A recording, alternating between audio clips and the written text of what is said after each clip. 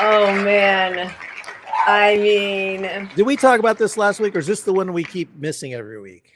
I think we missed. No, we talked a little bit about it, but new poll just dropped. Here we go. That's what I'm saying now because my vocabulary. Crushing it.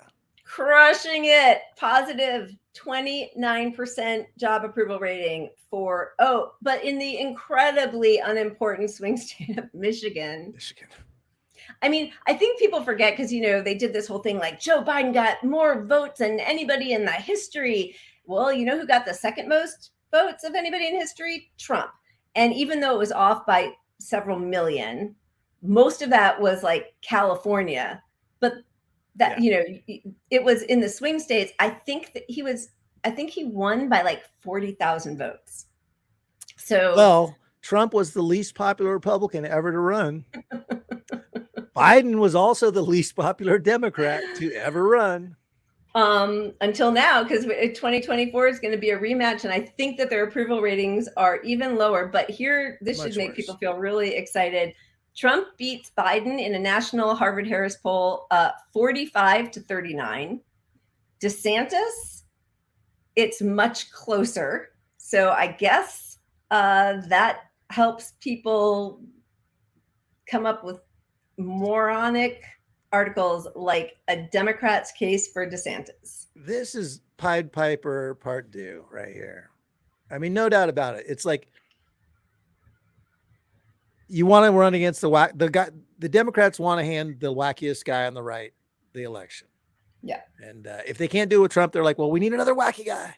But what they don't realize is you're just making all their crazy positions mainstream because you're helping amplify them as the mainstream person on the right. Right.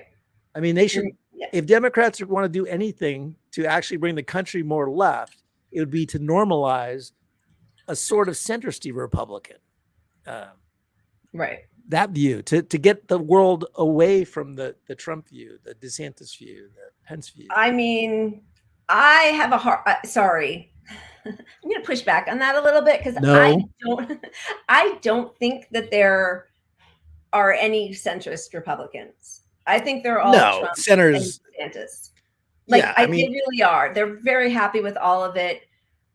Third Way or No Labels or whatever the hell said, well, if DeSantis is the guy, then we're fine. That's made up of the centrist Democrats and Republicans. Nixon, they're all racist corporate whores, and most of Democrats are but I don't think sorry, and I know you agree with this, but I thought you were going to say if they want to go left, they need to start focusing on their base and people on the left and all the popular policies that are broadly popular, even with Fox viewers. But they don't want to do that. They just want to, please their donors. Well, absolutely. I mean, there is no center. I mean, center politically is Bernie. Yeah. Probably. He's probably like the center of how the country feels in general about policies. Now, when you break it down into framing it as that's communist or socialist, but that's just arbitrary. That's propaganda. But if you look issue by issue, Bernie is definitely in the middle. Yep.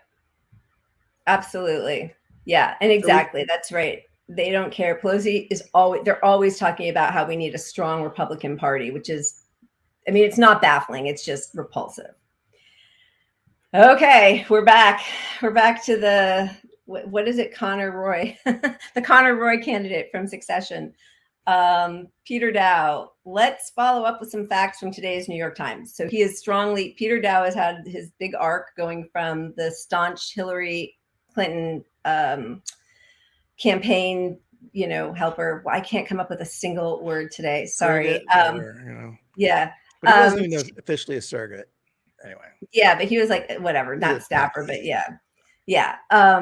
Polling, but now I'm kind of interested that he keeps going so in with Kennedy, and I think it's just to sound the alarm on how weak a candidate Biden is, because I think he's much more of a Cornel West person. I mean, he was, helping Marianne Williamson but for a while. I think he's really trying to of Williamson's. Yeah.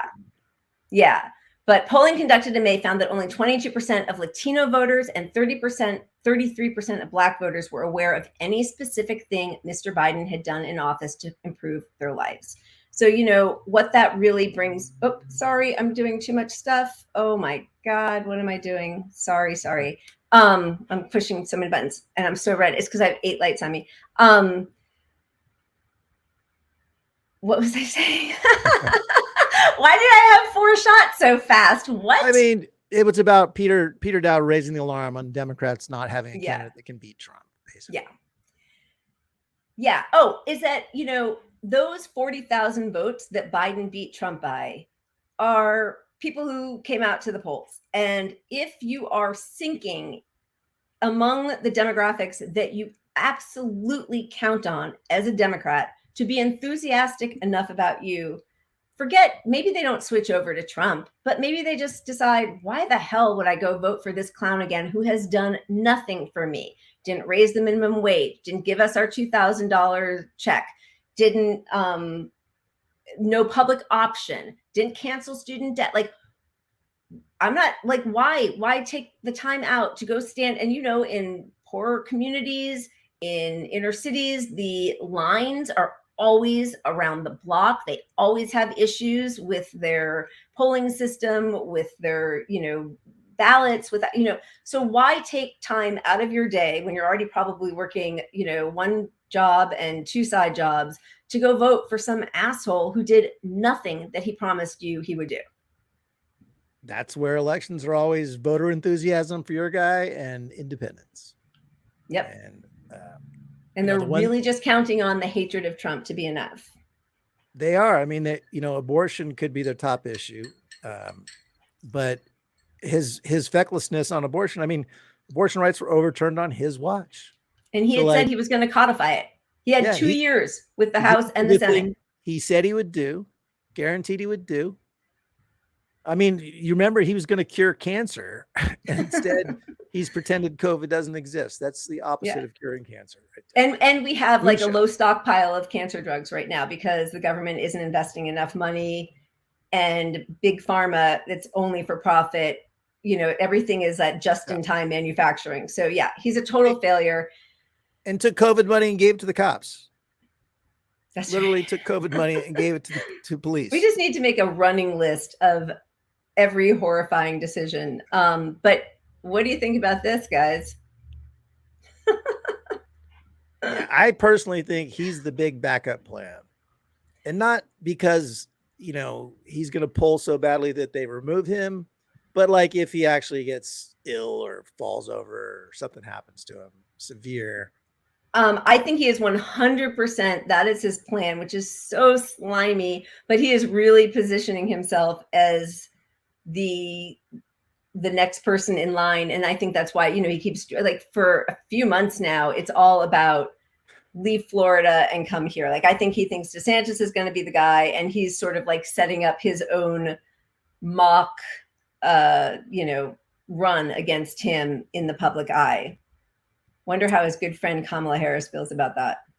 Oof. Yeah. That's one good thing. If it becomes a primary between him and Kamala, we can sit back and just enjoy the vicious bile being thrown everywhere. Yeah, that will actually be hilarious. But there, you know, Colonel, reruns. I can't help but call him Colonel all the time. I know. I see that. It's so funny. Every single time I do that. But he's obviously in the race, and, you know, he has my full support. I mean, Me too. I'm not going to lie. I don't think he can win. I'm not so naive to think that. I think it's possible. Anything is possible in electoral politics at some level, but, you know, they're going to throw everything they can at him, and he's with the Green Party, which has their heads up their ass, no matter how much changes in the next year. But look at this. Look at this. Would you ever vote for a third party or an independent candidate? 44% say yes. Yeah. Come on, anything could happen if everybody hates those 2 awful people at the top of the Democratic and Republican tickets enough. It's certainly possible. I see Dr. West shooting all the way up there. That green line. Well, if you've seen one thing with this pandemic response and the way the public is just taking it, it's that they're heavily influenced by media. Yeah. So, you know, you could take this popularity and tell all those independents that Trump wins, or that, you know, whatever you want to say, they're going to believe some bullshit and not vote for West. Yeah. Sorry. Well, yeah, and they're already starting all the lies about him. This is not the time for a third presidential candidate. Thanks, David Brooks. I wonder if 2020 was, or 2016, or 2008. I'm guessing those were not the times. This is not. It's the most important election of our lifetime, and they're already we were both pushing the same thing.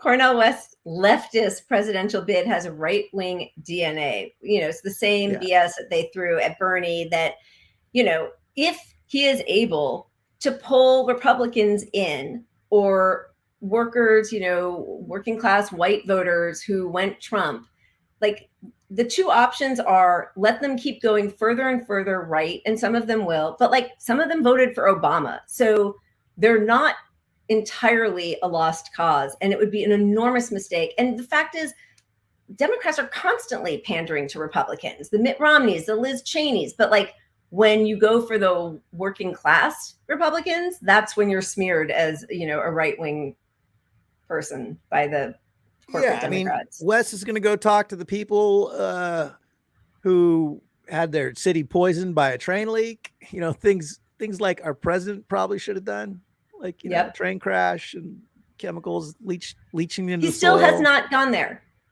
You know, so he's going to, and the other piece of labeling him right wing is, as soon as he gets any actual support, you know, his numbers start climbing a little bit, they're going to say, well, Russia's boosting his campaign to cause some dissent, you know, chaos. It's going to cause chaos. So they're going to, nobody really supports West. It's just, it's all fabricated. It's online bots, Russian bots.